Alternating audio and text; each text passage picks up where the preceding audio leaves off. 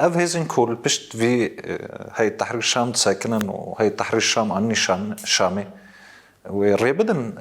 تماما تركيا تشتي كود خازل سوريا بيك بينا. يعني أزنا بحث هدف تركيا كم؟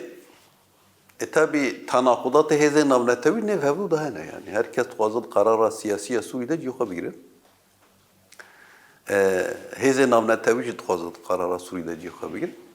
Fakat hatta naha gelek devlet şipir evdik yani nezik bine ki pir mütereddit nezik ben. Düdül nezik ben. Gel o irravşi bibçe evji nezel alın.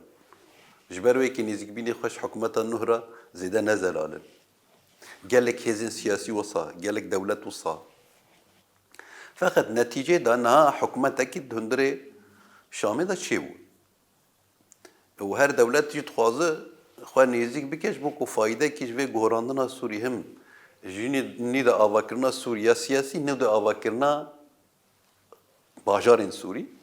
يكو هاتنا خراكرن رول تيدا بلزن وشركات خابي خدمدري سوري دا جبوفي كي انها هركات خوازت قرارا سياسي دا هم جي خابيگر هم جنو دا آواكرنا سوريا باجارين سوري دا جي خابيگر و هر دولت خوازه خوا تبلي و سورجي بكه خوا مرحله بكه جبر وي كي قالك دولت هاتن زيارت كرن شامل وفدين اوروبي هاتن وفد امريكي شو وفدين عربين هاتشن وفدك تركي شو أفهم شالش تناقضات هندري و دولتا دا وكيه هندري سوري دا خدي باندور به خدي تأثير به دولتا تركي بلز خوازه و حمله بكه و بكاره به باندور بكش بكو بره هناك نزيك يوانا الإدلب دابونا ودبن دانات ما بين حاكمية تركيا دابونا تركيا تخوازه فايدة في نقطة بيجر